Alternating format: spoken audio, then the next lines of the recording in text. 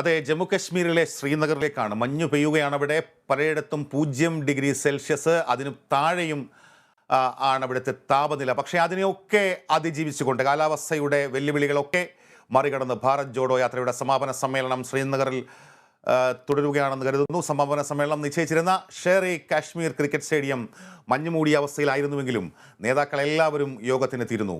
കോൺഗ്രസിനെ കൂടാതെ 11 പ്രതിപക്ഷ പാർട്ടികളും സമാപന യോഗത്തിൽ പങ്കെടുത്തു. ജനങ്ങൾ നൽകിയ പിന്തുണ കണ്ണ് നനയിക്കുന്നതായിരുന്നുവെന്ന് രാഹുൽ ഗാന്ധി പറഞ്ഞു.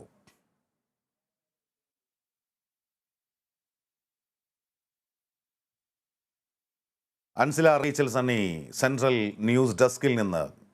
കശ്മീരിൽ അല്പസമയം മുമ്പ് വരെ സംഭവിച്ചത്, ഇപ്പോൾ സംഭവിച്ചുകൊണ്ടിരിക്കുന്ന കാര്യങ്ങൾ വിശകലനം ചെയ്യുകയാണ്.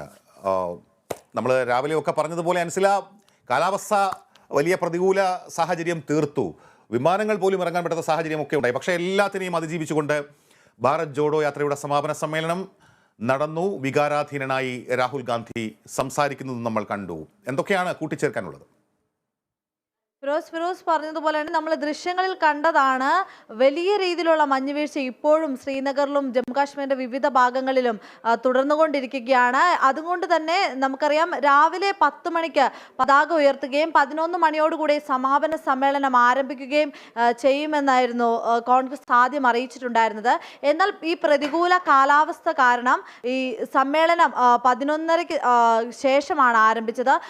ഏകദേശം 11:15 കോൺഗ്രസ് അധ്യക്ഷൻ മല്ലികാർജുൻ ഖാർഗെ PCC ആസ്ഥാനത്ത് പതാക ഉയർത്തുകയും അതിനുശേഷം ഷേർ എ ക്രിക്കറ്റ് സ്റ്റേഡിയത്തിൽ സമാപന സമ്മേളനം അരങ്ങേറുകയും ചെയ്യുന്നു. ഈ സമാപന സമ്മേളനത്തിൽ മല്ലികാർജുൻ ഖാർഗെ, രാഹുൽ ഗാന്ധി, അതോടൊപ്പം തന്നെ എല്ലാ കോൺഗ്രസിന്റെ പ്രമുഖ നേതാക്കളെല്ലാം പങ്കെടുത്തിരുന്നു. നമുക്കറിയാം, കേരളത്തിൽ നിന്ന് പ്രതിപക്ഷ നേതാവ് അടക്കം ഇന്ന് അവിടെ എത്തിച്ചേർന്നിട്ടുണ്ട്. എന്നാൽ രാവിലെ ഈ സമാപന സമ്മേളനം 10 മണിയോടുകൂടി ആരംഭിക്കുമെന്ന് പറഞ്ഞിട്ടുണ്ടായിരുന്നു. ഈ സമയത്ത് ആർക്കും ഈ ശ്രീനഗറിലേക്കോ ഷേർ എ സ്റ്റേഡിയത്തിലേക്കോ കടന്നു വരാൻ കഴിയാത്തൊരു സാഹചര്യം ഉണ്ടായിരുന്നു. ഇന്ന് സമാപന സമ്മേളനം നടക്കുമോ എന്നൊരു അവസ്ഥയിലേക്ക് വരെ കാര്യങ്ങൾ പോകുന്നുണ്ടായിരുന്നു. അത്തരത്തിൽ കാലാവസ്ഥ വലിയൊരു പ്രതിസന്ധി അവിടെ സൃഷ്ടിച്ചിട്ടുണ്ടായിരുന്നു. എന്നാൽ അതിനെയെല്ലാം മറികടന്നുകൊണ്ട് രാഹുൽ ഗാന്ധിയുടെ ഭാരത് ജോഡോ യാത്ര 5-ാം മാസം അതിന്റെ സമാപനത്തിലേക്ക് എത്തിച്ചേർന്നിരിക്കുകയാണ്. വളരെ വികാരാധീനനായി തന്നെയാണ് രാഹുൽ ഗാന്ധി സമാപന സമ്മേളനത്തിൽ പ്രസംഗിച്ചിട്ടുണ്ടായിരുന്നത്. ഭാരത് ജോഡോ യാത്രയിൽ ഉടനീളം ജനങ്ങളുടെ ആ ഒരു വലിയ പിന്തുണ തൻ്റെ കണ്ണ് നനയിച്ചെന്ന് രാഹുൽ ഗാന്ധി പറയുകയുണ്ടായി. യാത്ര പൂർത്തിയാക്കാനാകുമോ എന്ന്, കന്യാകുമാരിയിൽ നിന്ന് ശ്രീനഗർ വരെയുള്ള ഈ യാത്ര ഏകദേശം 3500-ഓളം ഈ കിലോമീറ്റർ നടന്നു തീർക്കാനാകുമോ എന്ന് വലിയ ആശങ്കയുണ്ടായിരുന്നെന്നും ആ ആശങ്കയും അദ്ദേഹത്തിന്റെ പ്രസംഗത്തിൽ പങ്കുവച്ചിട്ടുണ്ടായിരുന്നു. എങ്കിലും ജനങ്ങളുടെ പിന്തുണ കാരണം ഈ യാത്ര പൂർത്തിയാക്കാനായെന്നും അദ്ദേഹം പറയുന്നു.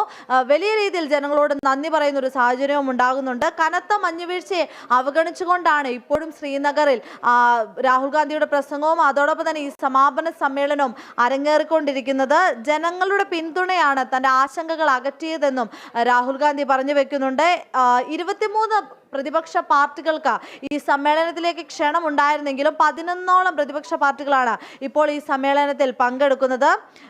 കാലാവസ്ഥ ഉയർത്തിയ വെല്ലുവിളി നമുക്കറിയാം. ഭാരത് ജോഡോ യാത്ര ആരംഭിച്ച നിമിഷം മുതൽ വലിയ രീതിയിലുള്ള വിവാദങ്ങളൊക്കെ ഇതിനെ പിന്തുടർന്ന് വന്നിട്ടുണ്ടായിരുന്നു. ഇത്തരത്തിലുള്ള വിവാദങ്ങളും ഭാരത് ജോഡോയുടെ ചോദിക്കാനുള്ളത്, ഈ സമാപന സമ്മേളനത്തിന്റെ ദൃശ്യങ്ങളിലേക്ക് നമ്മൾ വരുമ്പോൾ ഇപ്പോൾ സോഷ്യൽ മീഡിയയിലൊക്കെ വൈറലായിക്കൊണ്ടിരിക്കുന്ന, ഒപ്പം മാധ്യമങ്ങളൊക്കെ കാണിച്ചുകൊണ്ടിരിക്കുന്ന ദൃശ്യങ്ങളുണ്ട്.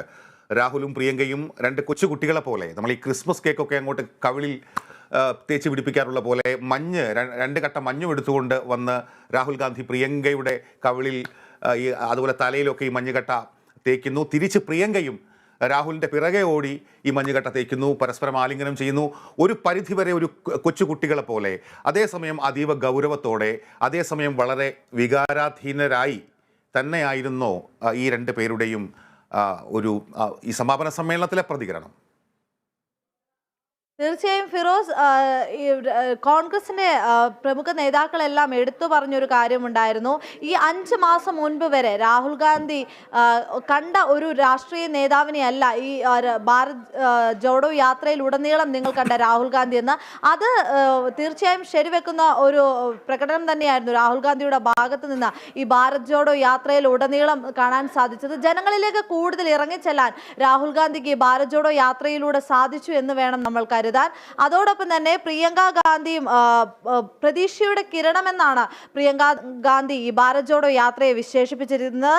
രാജ്യം മുഴുവൻ ഈ പ്രകാശം വ്യാപിക്കുമെന്നും പ്രതിഷേധവും വിദ്വേഷവും വെറുപ്പുമെല്ലാം ഇല്ലാതാകുമെന്നും പ്രിയങ്ക ഗാന്ധി കൂട്ടിച്ചേർക്കുന്നുണ്ട്. കോൺഗ്രസിന് ഇത് വലിയ രീതിയിലൊരു ഉണർവ് രാജ്യത്തിന് നൽകാൻ സാധിക്കുമെന്ന് തന്നെ പറയേണ്ടിയിരിക്കുന്നു. രാഹുൽ ഗാന്ധി എന്ന രാഷ്ട്രീയ നേതാവിന്റെ മുഖം ഇന്ത്യൻ രാഷ്ട്രീയ ചരിത്രത്തിൽ മാറ്റാൻ, ഒരു പരിധിവരെ മാറ്റിയെടുക്കാനും ഈ ഭാരത് ജോഡോ യാത്രയ്ക്ക് കഴിഞ്ഞു എന്ന് വേണം നമ്മൾ കരുതാൻ ഫിറോസ്. ഇപ്പോഴെന്താണ് അവിടുത്തെ അവസ്ഥയെന്ന് അൻസിലയ്ക്ക് മനസ്സിലാകുന്നുണ്ടോ? ഏതെങ്കിലും തത്സമയ ഫീഡുകൾ നമുക്ക് ലഭിക്കുന്നുണ്ടോ അൻസില? നിലവിൽ ഭാരത് ജോഡോ യാത്രയുടെ സമാപന സമ്മേളനങ്ങളാണ് നടന്നുകൊണ്ടിരിക്കുന്നത് എന്ന് നമുക്ക് മനസ്സിലാക്കാം. എന്നാൽ ആരാണ് ഇപ്പോൾ സംസാരിക്കുന്നതെന്ന് നമുക്ക് അറിയാൻ സാധിക്കുന്നില്ല.